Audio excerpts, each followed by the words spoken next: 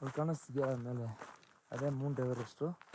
5550 metre ಹೈಟಿಗೆ ಬಂದು -12 ಟೆಂಪ್ರೇಚರಲ್ಲಿ ನಾವು ಇವಾಗ ಫುಲ್ಲು ಸ್ಟೀಪ್ ಡೌನ್ನ ಹಿಡ್ಕೊಂಡು ಹೋಗ್ತಾಯಿದ್ದೀವಿ. This is one of the great moment.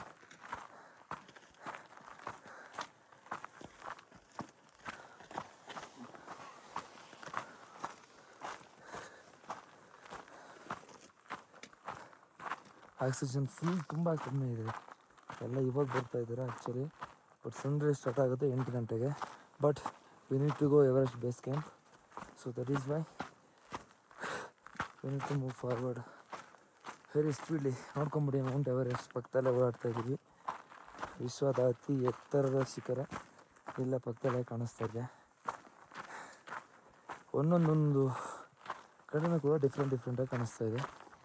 First one ranger ಪಾಸಲ್ಲಿ ದೂರದಲ್ಲಿ ಕಾಣಿಸ್ತಾ ಇತ್ತು. ನೆಕ್ಸ್ಟ್ ಚೋಳಾ ಪಾಸಲ್ಲಿ ಸ್ವಲ್ಪ ನಿಯರು. ಕಲಾಪತರ್ ಪೀಕು ರೈಟ್ ನಾವು ಈಗಿರೋದು ಇನ್ನೂ ತುಂಬ ಹತ್ತಿರದಲ್ಲಿ. ಕ್ರೇಜಿ.